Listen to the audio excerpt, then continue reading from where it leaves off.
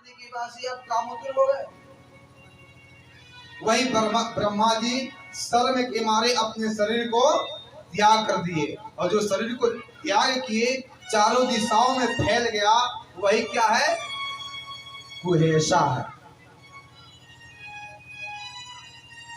वही यानी कि सब सृष्टि का जितना चीज है सब ब्रह्मा जी ने किया।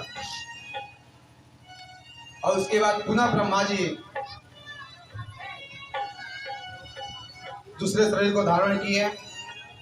तो इधर कर्दम जी तपस्या करने के लिए वन में चले गए। तो जब बहुत दिन बीत गया तब जाके उनके मन में इच्छा हुआ, क्या? मुझे शादी करना चाहिए, मेरा भी मन कर रहा है शादी करने का। शादी करने का लालसा उनके मन में हो गया कि मैं भी शादी करूं। अब देखिए, शादी करने के लिए कर्दम जी तपस्या करना शुरू कर दिए, विवाह के लिए तपस्या करना शुरू कर दिए कि शादी हो मेरी। भगवान नारायण आए, उनको दर्शन दिए और कहे कि मैं आपके योग्य एक कन्या देख रखी है, जो मनु और शत्रुपा की पुत्री हैं। 3 पुत्रियां हैं, जिनमें से देवहूति हैं आपके समान सुंदर, रूपवती, गुणवती है। आप उनसे शादी करेंगे और आपकी तपस्या पूर्ण हुई, हम प्रसन्न हुए। फिर अब देखिए, फिर उनका मन बदल जाता है।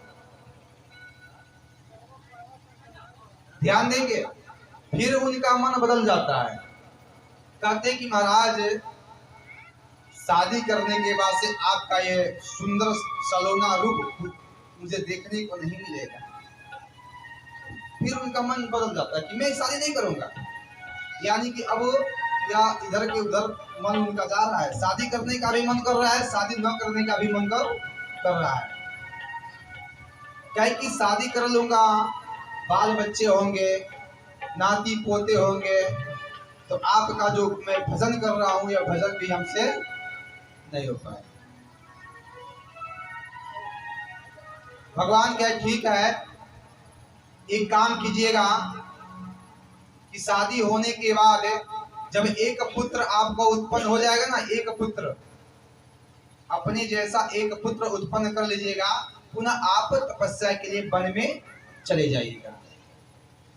क्योंकि पुत्र होगा तो फिर से आपका वंशज आगे बढ़ेगा, आप तपस्या में चले जाइएगा। अब उधर क्या होता है, मनु और शत्रुपा अपने पुत्री के वर के लिए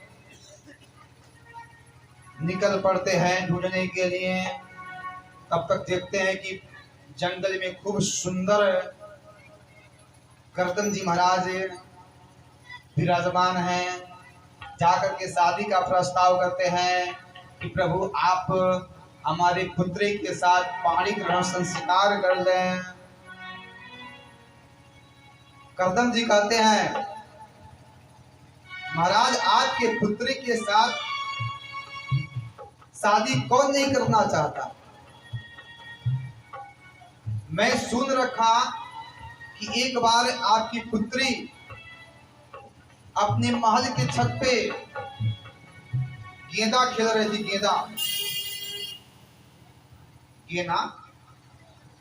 गेंदा खेल रही थी और उसी समय कुछ गंधर्व जा रहे थे विमान से ऊपर से, और गंधर्व लोग का नजर उन पे पड़ गया। गंधर्व विमान से गिर गए नीचे।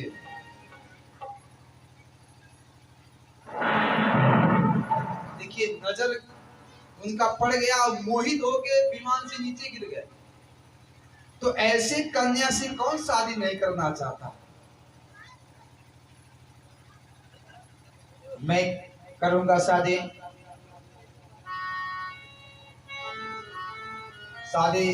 ब्रह्म विवाह से हुआ शादी। शादी होने के बाद कर्दम जी पुनः तपस्या में बैठ गए। कर्दम जी पुनः तपस्या में बैठ भाई, जिसकी जो आदत होती है ना, आदत जाने वाली नहीं। देखिए नेचर और सिग्नेचर, जो नेचर होता है और जो सिग्नेचर वो कभी बदलने वाला नहीं है। वो हमेशा तपस्वी थे, तपस्या में पुनः जाके बैठ गए। और इधर जैसे पार्वती मैया भगवान शिव जी के चरणों में बैठ करके अपने जीवन को बिताती हैं, उसी प्रकार गौतम जी महाराज तपस्या में बैठे हैं, उनके पास देवहूति मैया बैठ गई। बैठने के बाद कुछ दिन जब व्यतीत हुआ तो उम्र तो बढ़ना ही बढ़ना है उम्र को। देवहूति मैया का बाल पक गया, देवहूति मैया बुढ़ी हो गई। तब जाके जब करदम जी महाराज का नेत्र खुलता है तो देखते हैं कि एक बुढ़ी औरत मेरे पास बैठी हुई है। करदम जी महाराज को ज्ञात नहीं था, वो भूल चुके थे कि मेरी शादी हुई है, ये मेरी पत्नी है। करदम जी महाराज कहते हैं कि माता तुम कौन हो, तुम कौन हो? है कि महाराज हे स्वामी, मैं आपकी पत्नी देवहूति हूँ। पूरे वृतांत को बताती हैं, वह समझ जाते हैं कि अब ये मेरी पत्नी है, सती है, मेरे साथ बैठी हुई है, ये देवहूति सती है, मेरे साथ बैठी हुई है। यह पतिव्रता है और मैं इसको छोड़ करके मैं तपस्या में लीन हो गया। मैं इसके साथ बहुत बड़ा अन्याय किया, अब ये अन्याय हम नहीं करेंगे। और वहीं करदम जी महाराज अपने तपस्या के बल पे एक सुंदर सा बगीचा का निर्माण करते हैं। उस बगीचे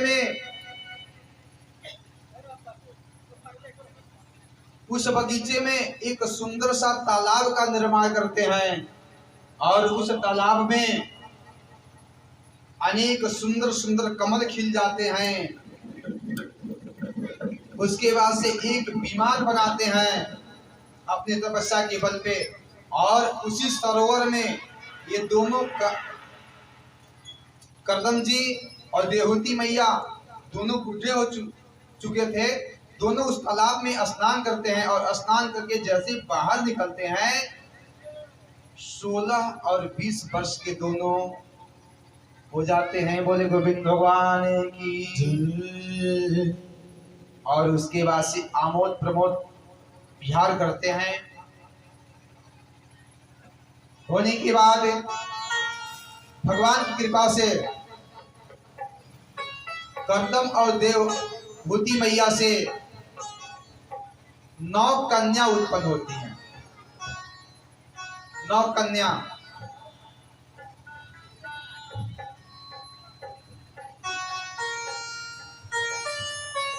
उनसे 9 कन्या उत्पन्न होती हैं। कला, अनुसुईया, श्रद्धा, हविर्भुः, गति, क्रतु, अरुंधति, शांति और ख्याति।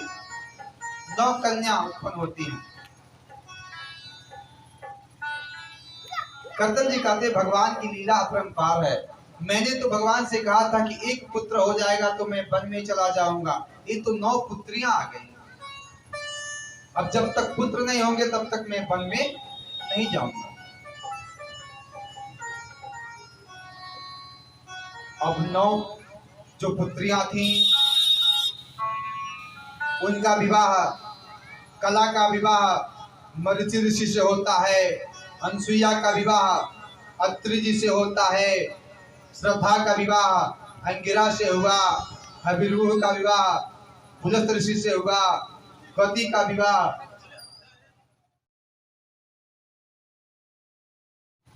हुआ क्रतु का क्रिया से, अरुंधति का वशिष्ठ से, शांति का अथर्वा ऋषि से, और ख्याति जो थी भृगु से शादी हो गई।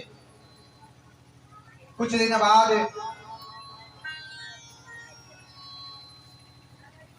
जो देवहूति मैया थी देहूती मैया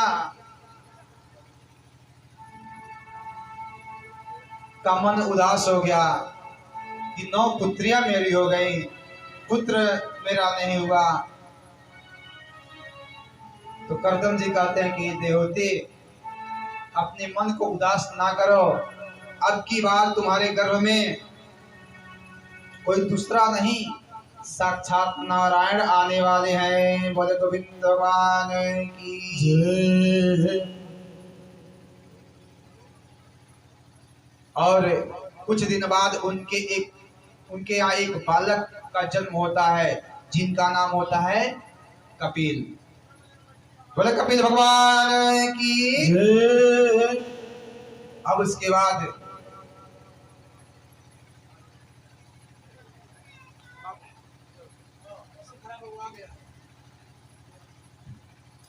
तो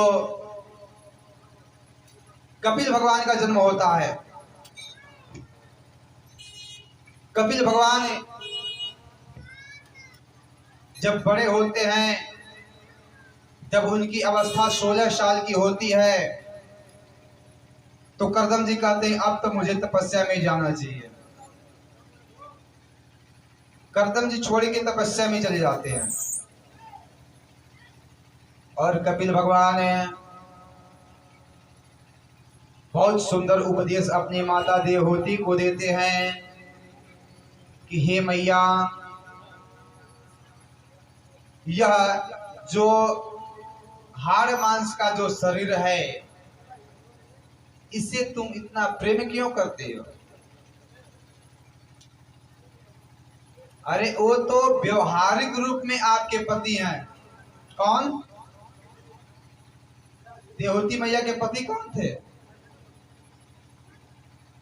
खाली सुनते बनी जाओ को भूनत ना बनी जा। देवहूति मैया के पति कौन? करदम ऋषि। अभी बता लेते। तो कहे कि ये जो करदम ऋषि आपके पति हैं, यह व्यवहारिक रूप में है, वास्तव में तो सबके पति ऊपर वाले गोविंद होते हैं। हे मां, यह जीवन का यात्रा है। जैसे मकड़ी होती है, मकड़ी अपने द्वारा ही जाल बनाती है, विस्तार करती है। उसी जाल में मकड़ी खेलती है और जब उस जाल को समाप्त करना होता है तो मकड़ी पूरे जाल को अपने मुंह में निगल लेती है। उसी प्रकार ये परमात्मा है। परमात्मा ये पूरे संसार को बनाए हैं, संसार को खिला रहे, और जब संसार को विलीन करना होता है तो अपने मुख में लेकर के वह विलीन कर देते हैं। बोले गोविंद भगवान की। जैसे मां एक यात्री जाता है, यात्रा करता है, जैसे आप उदाहरण में ले लीजिए, आपको जाना है लखनऊ जाना है, तो आप कहाँ बैठेंगे? पटरौना जाएंगे, गाड़ी पे बैठेंगे लखनऊ जाने के लिए। तो पटरौना बैठेंगे तो बिहार से कुछ यात्री बैठे रहेंगे पहले से, तो आपसे उनसे मुलाकात हो जाती है। उस यात्री से मुलाकात होने के बाद से उनसे बात व्यवहार बन जाती है। धीरे धीरे आप जाते हैं, अगला स्टेशन आता है कप्तानगंज। वहां पे कुछ यात्री आते हैं, उनसे भी व्यवहार आपसे बन जाता है। और जिनसे व्यवहार, माताएं लोग तो बहुत जल्दी व्यवहार बना लेती हैं। माताएं लोग तो बहुत जल्दी व्यवहार बना लेती है। सखी तू कहाँ से आवत हो? ए तो बिहार से आवत थी। ए सखी ए तार को लइका बाण है। बहुत जल्दी व्यवहार उनका बन जाता है और ऐसा लगता है कि जिनसे व्यवहार बन जाता है,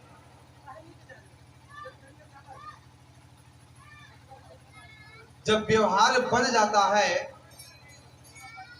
तो व्यवहार बहुत घनिष्ठ हो जाता है। जैसे गोरखपुर जाते हैं, यानी कि यात्री आते जाते हैं, व्यवहार बनता जाता है, और जैसे गोंडा पहुंचते हैं तो जो बिहार वाले पहले यात्री थे जिनसे मेरा संबंध हुआ उनका स्टेशन आ जाता है, बाबा उतर जाते हैं। थोड़े समय के लिए मन में लगता है कि ओह वह चाचा कितने सुंदर थे, कितना सुंदर व्यवहार था, वो आज छोड़ के चले गए। जैसे जैसे आगे बढ़ते हैं वैसे वैसे यात्री उतरते जाते हैं और लास्ट में हम अकेले लखनऊ जाते हैं, साथी छूट जाते हैं। हे माँ, उसी प्रकार यह जीवन है। जीवन में जब हम पैदा होते हैं, जब हम पैदा होते हैं तो पहले साथी कौन मिलते हैं? माता पिता। जब हम पैदा होते हैं तो माता पिता साथी मिलते हैं। उसके बाद से जब शादी होता है तो पत्नी मिल जाती है साथी। माता पिता भी हैं, पत्नी भी है। बच्चे होते हैं, बच्चे साथी मिल जाते हैं। और जैसे बड़े होते हैं तो माता पिता का स्टेशन आ जाता है, यानी कि उनका समय पूर्ण हो जाता है, वह हमें छोड़ के चले जाते हैं।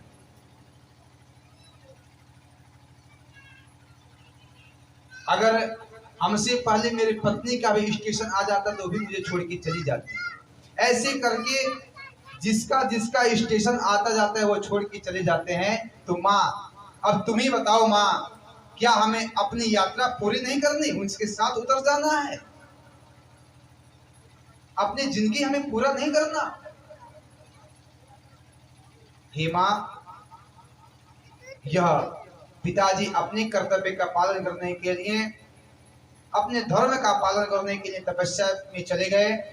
अब आप भी अपने अगले जन्म को संवारने के लिए, सुधारने के लिए आप भी भगवान की तपस्या में लग जाइए। बोलो गोविंद भगवान की। इस प्रकार से कपिल भगवान अपनी माता देवहूति को उपदेश देते हैं और सांख्य शास्त्र का निर्माण करते हैं। सांख्य जो शास्त्र है उसका निर्माण करते हैं। इसके बाद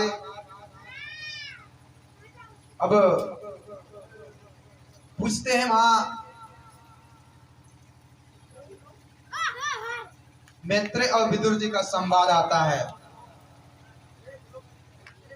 तो मैत्रेय जी पूछते हैं विदुर से कि महाराज,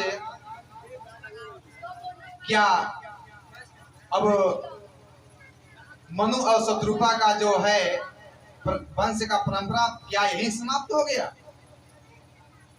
कपिल भगवान तो शादी ही नहीं किए, देवहूति मैया और गौतम ऋषि तपस्या में चले गए, क्या इनकी वंश परंपरा यही समाप्त हो गई? तो कहते कि नहीं, इनकी वंश परंपरा और आगे चली। इनकी शेष दो बहनें, उनकी शेष दो बहनें जैसे कि आकुति और प्रसूति, मैंने पहले आपसे बता दी कि तीन बहन थे, आकुति, प्रसूति और देवहूति। देवहूति की कथा आपने श्रवण किया। उसके बाद से आकुति का विवाह होता है रुचि प्रजापति से। आकुति का विवाह रुचि प्रजापति से होता है।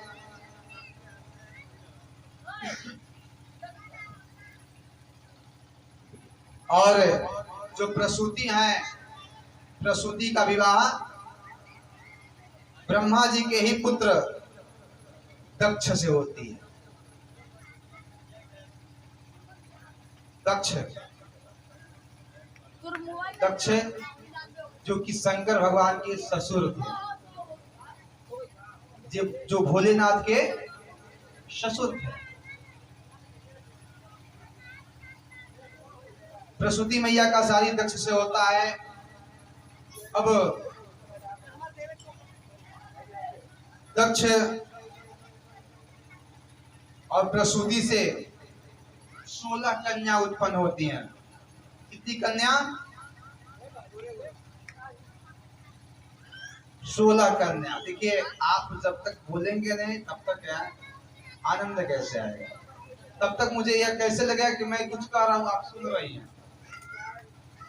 16 कन्या उत्पन्न होती हैं, जिसमें से सबसे छोटी होती है सती।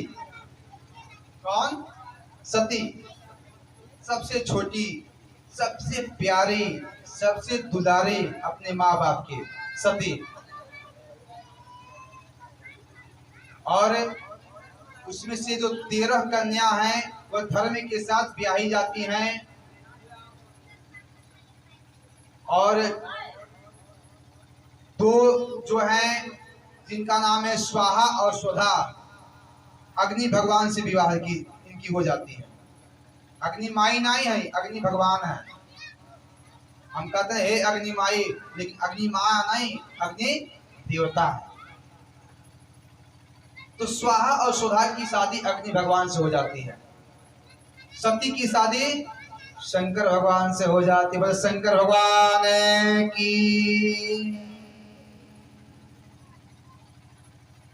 अब इसके बाद शंकर भगवान से शादी होती है। अब पूछना क्या, शंकर भगवान के साथ सती मैया कैलाश पर्वत पे जाती है। और कैलाश पर्वत पे जब सती मैया जाती हैं तो एक दिन दक्ष प्रजापति एक यज्ञ करते हैं। दक्ष प्रजापति एक यज्ञ करते हैं। क्यों? क्योंकि ब्रह्मा जी सोचे कि सबसे गुणवान रूपवान कौन है? मेरे पुत्र में दक्ष है। दक्ष किसे कहते हैं? जो हर कार्य में आगे हो, दक्ष हो, हर कार्य को करने वाला हो, निपुण हो, समझदार हो, उसे दक्ष कहते हैं। तो यह दक्ष जो है बहुत सुंदर है, गुणवान है, रूपवान है। तो इनको प्रजापति की उपाधि दे दी जाए।